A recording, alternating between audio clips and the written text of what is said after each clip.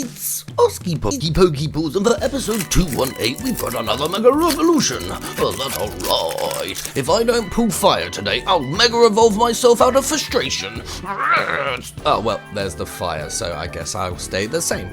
We're starting ourselves off with a little Sizzlipede. Hello, mate, you haven't even evolved once. Neither has this lovely little Stuffle in his flowers. Oh, love that Sandslash. Hello, sir. Again, he's in a little alleyway, which I don't think is the natural habitat for a Sandslash, but there you go.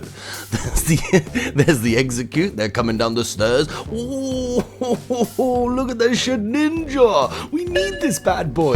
Get into my Pokeball, sir, because we're trying to catch every single one of the Pokemon in the Pokedex. And this Shed Ninja has been evading me for a very, very long time. Thank you, Shed Ninja. We've got an Enteleon. Hello, sir. He's the little, sniper boy, I think.